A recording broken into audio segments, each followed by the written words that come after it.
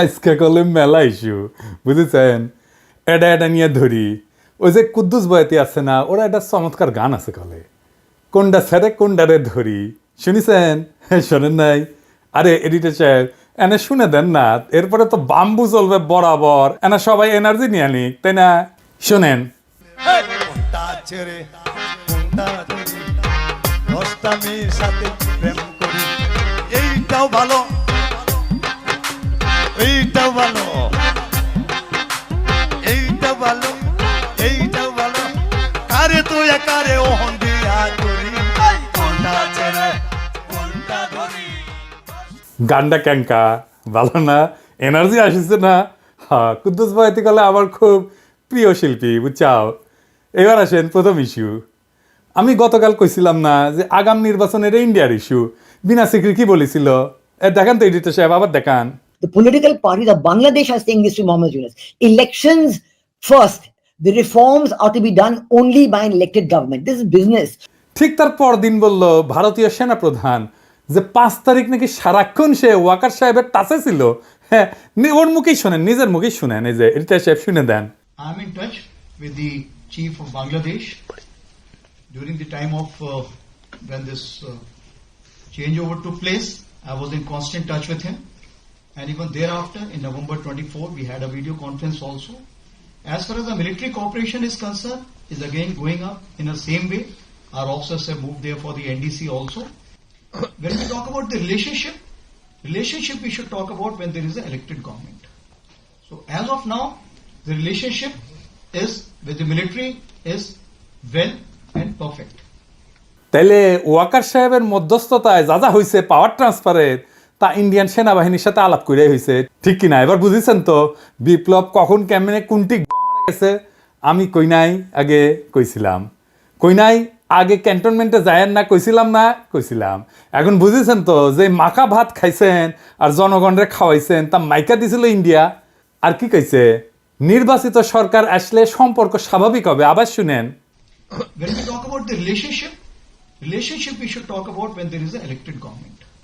তার মানে বিএনপির সাথে সেটেলমেন্ট হয়ে গেছে, বিএনপি ক্ষমতাতে আসলে তার আর ডিস্টার্ব দেবে না, তার আগে যত পারা যায় ডিস্টার্ব দেবে, ঠিক কিনা বলেন? এবার আসেন দ্বিতীয় ইস্যু। বিশিষ্ট বাম মোশাহিদা সুলতানা হাঙ্কেরে প্রথম আলো ওটা একটা জুলাই বিপ্লব নিয়ে কলাম লিখেছে, সেটি লিখেছে আনু মোহাম্মদ নাকি এক দফার ঘোষণা দিছিল, আর তারপরেই নাকি হাসিনা পলাইছিল, বুঝাও। লিখেছে প্রেস ক্লাবে হাসিনার পদত্যাগের এক দফা দাবি ঘোষণা করেন অধ্যাপক আনু মোহাম্মদ। ঘোষণার পরপর একটি মিছিল প্রেস ক্লাব থেকে যাত্রা করে শহীদ মিনার অভিমুখে।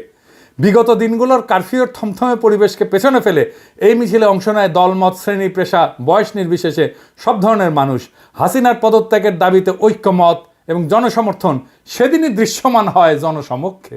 ওরে বাবা, হ্যাঁ আপনারা জানেন এক দফা ঘোষণা করে ছাত্ররা 3রা আগস্ট শহীদ মিনার থেকে। এই যে না এইটা সাহেব গুগলে এক দফার ঘোষণা লিখে সার্চ দেন তো কি কি আসে।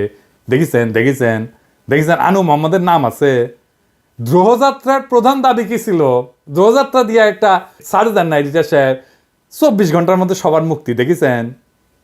হ্যাঁ, সরকারের পদত্যাগ চাইছিল, কিন্তু সেটা এক দফা ছিল না, মেলা দফা ছিল তার সাথে। এভাবে ইতিহাস পাল্টায় যায়, বুঝছাও। এভাবেই প্রথম আলো তার পক্ষের বয়ান তৈরি করে বামেদের লেগা, মানে রক্ত দিল সবাই আর নেতৃত্ব হয়েছে বামের। এবার আসেন চট্টগ্রামের ওসি নিজামরে ধোলাই দেওয়ার ঘটনা, বিএনপির প্রতিক্রিয়া নিয়ে একটা কথা কয়ে নিই। ওসি নিজাম একজন দুর্বৃত্ত পুলিশ অফিসার ছিল। ওসি নিজামউদ্দিনের মা খালেদা মেম্বার, সভাপতি বাংলাদেশ মহিলা আওয়ামী লীগ বড়ইতলি চকরিয়া। এই যে সিআরপি সালাউদ্দিনের পাশের ছবিটা দেখেন, আর একটা ছবি দেখেন ওসি নিজামের। দেখেছেন বন্দুক ধরে আছে কিংকা করিয়া। তখনও কোতোয়ালি থানার ওসি ইনভেস্টিগেশন। 2014 সালে চট্টগ্রাম বিএনপি পার্টি অফিসের সামনে বিএনপি কর্মীদের বুকে ও বন্দুক ধরেছে নিজের হাতে। দেখেছেন? ওরা কিছুই করা হয়নি, ধরে থানার দেওয়া হয়েছে। টানাটানির সময় জামা ছিঁড়িছে। থানার দেওয়া হয়েছে কেন? কারণ ওই ওসি নিজাম হৃদয় তারুয়ার মামলার আসামি যে শহীদদের, কিন্তু ধরে দেওয়ার পর দেখা গেল তার নামে পুলিশ মামলা থেকে বাদ দিয়ে দিছে। দেখেছেন? বাদীকে না জানায় মামলা থেকে নাম বাদ দেওয়া যায় না, বাদীকে জানানোই হয় নাই। এই মামলার তদন্তকারী কর্মকর্তাকে আমি জানবার চাই, আমারে নাম দিবেন, ওর তদন্ত আমি আর আন্দাই দিমু। এই নিজামরে ধরিছে শহীদুল ইসলাম শহীদ নামে স্বেচ্ছাসেবক দলের নেতা এক বীর যুবক, আমার স্যালুট তারে দল থেকে বহিষ্কার করে দিছে। কেন? দুইটা কারণে। দুর্নীতির দায় সাজাপ্রাপ্ত মীর নাসিরের ছেলে মীর হেলাল ছেলেটার বিরুদ্ধে অবস্থান নিছে। দেখেন নেতা তারেক রহমান সাহেবের বক্তৃতা দেন এত পরিষ্কারভাবে বোঝানোর পরে যারা না বুঝার ভান করার তারা দায় দায়িত্ব তো দল লইত কিলেই দুষ্ট গুরুত্ব শূন্য গোয়াল বোধ বেটার। আর পুলিশ অ্যাসোসিয়েশন বিবৃতি দিছে খুনি নিজামের জন্য ওদের মনে নাকি গভীর সমবেদনা তৈরি হয়েছে। হারাম জাদা, হাজারের উপরে ছাত্র জনতারে পাখির মতো গুলি করে মাইরা ফেলাইছো, 25,000 ছাত্র জনতাকে চিরজীবনের জন্য পঙ্গু করে দিছো। ঠোলার আচ্ছা ঠোলা তোর হৃদয় আছে মাদার। ওই শহীদুল কি বলতেছে শোনেন, যে আমার ছেলে দেখতে দেশ নাই। শোনান এডিটর সাহেব। আমি আমার বাচ্চা দেখতে পারি নাই, আমি আমার বাচ্চার মুখ দেখতে পারি নাই। এ হচ্ছে হোসেন আদম, সাদত ভাইকে যে লাঞ্ছিত করেছিল, আমাদেরকে লাঞ্ছিত করেছিল। জামাতের নেতাকে ধরে শিশু সন্ত্রাসী বলে চালান দিছে 3-3 বার। তার দোকান লুটপাট করেছে, বউ বাচ্চা গেছে দেখা করতে, বাচ্চার 104 ডিগ্রি জ্বর আসছিল, দেখা করতে দেন, সারা রাত ওই বাচ্চাটারে বসায় রাখিছে। আলিয়া মাদ্রাসা ক্লাস 8-এর ছাত্রের ধরে নিয়ে গেছে, পরীক্ষা দিছে বাচ্চাটা জেল থেকে। এখন ঠোলা অ্যাসোসিয়েশনে হৃদয় বাইরে হয়েছে শালা, 14 জেনারেশনের জাউরা শালা। বিএনপি ভাবিছে ঠোলা দিয়ে ইলেকশন করাবি, তাই পুলিশের গেছে বিএনপি। এখন এই শহীদুল ইসলামকে নিজাম সাইজ করবি। এই নিজাম, শহীদুলের যদি কিছু হলে না তো ঠ্যাঙ্ক এটা ভেজে খামু কলে আমি। শহীদুল, তুমি ছাত্রদের নাগরিক কমিটির জয়েন দাও, তুমি উটি নেতা হবা। তোমার বীরত্বরে স্যালুট আমার। নাগরিক কমিটি করছি, যেটি ইনকা স্পিরিটেড বিএনপির তৃণমূল কর্মীর সাথে বেইনসাফি করবে বিএনপি না তারই নিয়ে নিবা। ওই যে ইসকনের নামে মামলা করেছিল না যে বিএনপি নেতা, তাকে নিয়ে নাও। ওই চট্টগ্রামে হিরোইক ইমেজ তৈরি করতে পারবি। এবার আসেন মিজানুর রহমান আজাহারির তাফসির মাহফিলে গ্যাঞ্জাম নিয়ে কথা বলি। সিলেটে যেভাবে মিজানুর রহমান আজাহারির ওয়াজের শেষে হট্টগোল করে বন্ধ করে দেওয়া হয়েছে, তাতে আমি হতবাক এবং ক্ষুব্ধ। শুনেন তার কথা, শুনেন শেষ দিকের কথা। এই জায়গাটাতে এরকম কেন হইলো? শুরুতে তো এটা ছিল না। এখন আইন শৃঙ্খলা বাহিনী তোমাদের সাথে লাঠিচার্জ করবে, ধাক্কাধাক্কি করবে, তোমরা আমার সাথে এটা হবে এরকম? তোমরা তো ব্যথা পাবা তো। বসো না, সবাই বসতে পারলে তোমাদের কি? বসো। এটা আমি এখন পরিকল্পিত কিছু হতে পারে এই ধারণাও করতে হবে আমাদের। লক্ষ লক্ষ মানুষ বসে আছে, তোমরা একটু শান্ত হবে না? হ্যাঁ, বসো। আর 2 মিনিট একটু কোঅপারেট করো। 2 মিনিট একটু কোঅপারেট করো। জি পুলিশ ভাইরা, হ্যাঁ আস্তে জি বসে যাবে। হ্যাঁ ঠিক আছে, 2 মিনিট।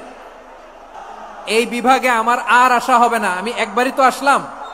সো যা বলার তো আমি এখনই বলতে হবে, এমন না যে আমি আবার সুনামগঞ্জে আসবো, হবিগঞ্জে আসবো। খুবই গুরুত্বপূর্ণ কয়েকটা কথা আমি রাখবো তোমাদের সামনে। বসো, শেষ করে দিব। এই তো আর 10 মিনিট সময় আছে আমার হাতে। বসো। মাশাআল্লাহ, এই ঠিক আছে। আমি কলে এখানে এক বিশাল ষড়যন্ত্রের গন্ধ পাইতেছি। ঘটনা ছোট, রাজনৈতিক গুরুত্ব অপরিসীম। আজারি সাহেব নিজেই কইছে যে সামান্য জায়গায় একটা অল্প কিছু লোক এই কাজটা করেছে। শুনেন, পুরো লক্ষ লক্ষ মানুষ, আমি তো দেখতে পাচ্ছি কত লক্ষ লোক হয়েছে। একটা জায়গায় কোনো সমস্যা নাই, এখানে কয়েকশো ছেলে পেলে এই ধাক্কাধাক্কি। না নিজে শুনতে পারতেছো, না অন্যকে শুনতে দিচ্ছ, না আমাকে বলতে দিচ্ছ। কি করতেছো তোমরা? এগুলো কি করতেছো? আমি আজকে just as a gesture of goodwill, আমি নামটা কইলাম না কে করিছে, কয়া দিব কিন্তু কে করিছে এইটা। এই হট্টগোল হয়ে কেন সুষ্ঠুভাবে শেষ করতে পারলেন না তাফসির মাহফিল আজারি সাহেব? কারণ বিএনপি নেতারা প্রকাশ্যে বলিছে মাহফিলে আজারি সাহেব হেস্তনেস্ত শিকার হবে, এটা কইছে বিএনপি নেতা। সত্যি কথা, আমি ব্যানে করছি না। এই যে শুনেন, রহমান আজারি বক্তব্য রাখে বিএনপির বিপক্ষে, এত সাহস সে কোথায় পায়? আপনি এই জামাতের পক্ষে কথা বন্ধ করেন, নাহলে দেশের মানুষ যেভাবে আপনার এই যে মাহফিল করে, মাহফিলে কিন্তু আপনি হ্যাস্ত শিকার হবেন। এই মুসলিম লীগের কারণে, কারণ এই মুসলিম লীগ কিন্তু বিএনপি কে পছন্দ করে, এই মুসলিম লীগ কিন্তু অন্য সংগঠনকে পছন্দ করে। কিন্তু আল্লাহর নামে স্লোগান দিয়ে, ধর্মের কথা বলে, মাথায় টুপি লাগিয়ে, পাঞ্জাবি পরে বিএনপি কে বকবেন না আপনি, তাহলে কিন্তু হ্যাস্ত শিকার হবেন। আবার যে কোনো মুহূর্তে কিন্তু আপনি দেশান্তর হতে পারেন। ঠিক তার পর দিন এই ঘটনা ঘটলো। তার আগে তো অনেক নেতা, রিজভী ভাই তার সহকর্মীদের তাতায় রাখছে, এখন আজারির উপর কেন বিএনপি বিলা?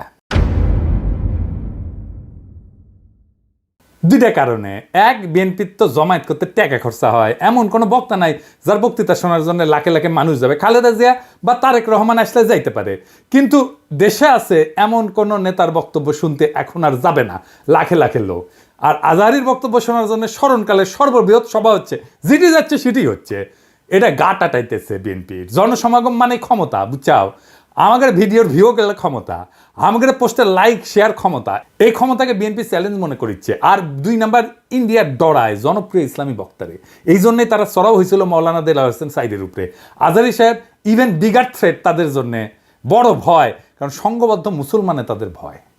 আজহারী জামাত করে না, তার বয়স কম, তারা যুদ্ধাপরাধী বানাইতে পারবে না, চমৎকার কথা বলে, আধুনিক মননশীল, অপূর্ব সুন্দর গলা আর চেহারা মাশাআল্লাহ, ইংরেজি বলতে পারে ভালো। এইরকম একজন দায়ীকে কোনোভাবে টলারেট করবে ইন্ডিয়া? করবে না। এক বেকুব তার মাথার দাম ধার্য করেছে, শুনেছেন? শুনেন।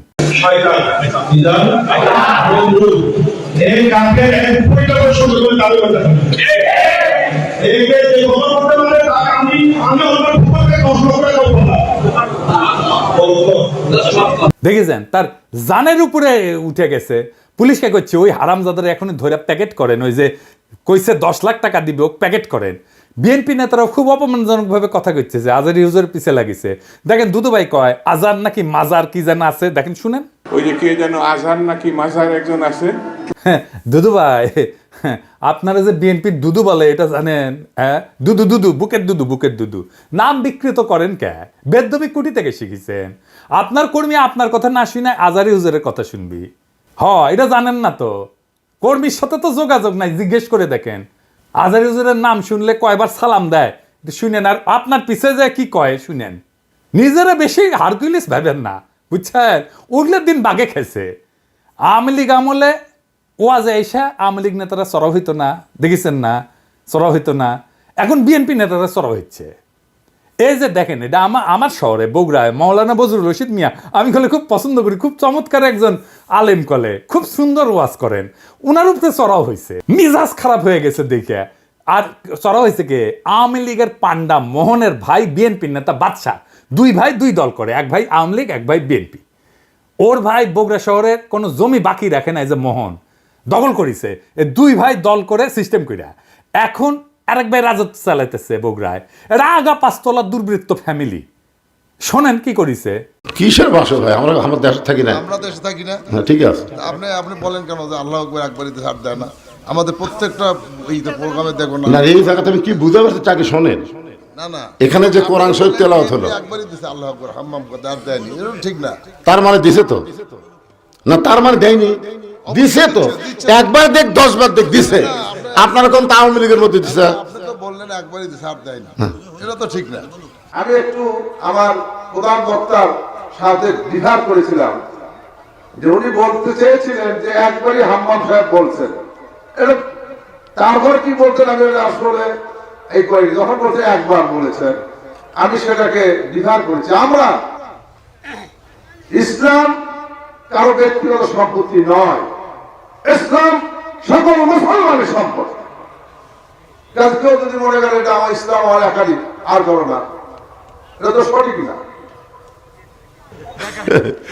যারা ক্ষমতার থাকতে যা করেনি, এরা ক্ষমতার যাওয়ার আগেই তার সাথে বেশি করতেছে। জোরে কোন কথা ঠিক কি না? রাধাবার সাথে আউট হয়ে গেছে। মাহফিলে যারা যাবেন, কোন রাজনৈতিক নেতা যদি আলেমের সাথে বেদবি করে না, একেবারে পায়দা ফেলাবেন, পারমিশন দিলাম, আমার নামে যেন কেস দেয়, আমি কয়ে দিছি। আর হুজুরেরা আপনাদের বলি বেদবি নিয়েন না। আপনারা কোন আক্কেলে এই সমস্ত রাজনৈতিক দুর্বৃত্তদের ওয়াজের মঞ্চে আপনাদের পাশে বসতে দেন? ওদের সেই যোগ্যতা আছে আপনার পাশে বসার? পাবলিকে তো আপনার ওয়াজ শুনবার এসেছেন নাকি? ওই গুলো ক্ষমা দেখবার আসছে, তা তো আসে নাই। আমি দুঃখিত, মুখ খারাপ করলাম, হুজুর বেয়াদবি মাফ করে দিয়েন, কিন্তু এ তো মেজাজ খারাপ হয়ে যায়। তো আপনি কেন ওগ্রে পাশে বসান কেন? আপনার ওয়াজের জমায়েতের ফুটেজ খাবার আসে, ওই হারামজাদা নিজেরা দেখলে তো পাবলিক আসবে না, কথাও কবার পারে না। আপনার ওয়াজের জমায়েতের ফুটেজ খাবার আসে, এটি এসে সে দেখায় যে আমি মেলা বড় নেতা। এগুলোর পাত্তা দিবেন না, দাবরানি দিবেন, সাইজ হয়ে যাবে। ওয়াজের দিন তারিখ যেদিন ফাইনাল করবেন ওই সময় খোয়া নেবেন মঞ্চে, যেন কোনো রাজনৈতিক নেতা না উঠে। এই হারামজাদাগুলো সেকুলার সাজে কয় যে ধর্মকে রাজনৈতিক উদ্দেশ্যে ব্যবহার করা যায়। তুই উঠিস কেন ওয়াজের ইয়েতে? তুই রাজনীতি করিস তো, তুই ধর্মকে ব্যবহার করিস কেন তাইলে? তুই উঠিস কেন ওয়াজের স্টেজে, মঞ্চে? কোনো রাজনৈতিক নেতাদের বক্তব্য দিতে দেওয়া যাবে না। ওরা কয় না নির্বাচনে আসেন, রাজনীতিতে আসেন, কয় না। হ্যাঁ, এই যে দুদুভাই কইছে, এই যে শুনেন, ভাইরে রাজনীতি করবেন স্বনামে আসে, আড়াইলে আপনার ছেলেকে রাজনীতি করেন। এবার কইবেন তুই এটা ওয়াজ কর, নিজে নিজে কর, দেখি দেখি হাউ মেনি প্যাডিতে হাউ মেনি রাইস, পারিস নাকি দেখি। আগামীর বাংলাদেশে রাজনৈতিক দুর্বৃত্তদের ঠাঁই নাই। হাজারো ছাত্র জনতা এমনি এমনি তাদের জীবন দেয় নাই। আমরা নতুন রাজনীতি চাই, আমরা নতুন কণ্ঠস্বর চাই, আমরা ফ্রেশ জিনিস চাই, সেকেন্ড হ্যান্ড মাল না। ইনকিলাব জিন্দাবাদ।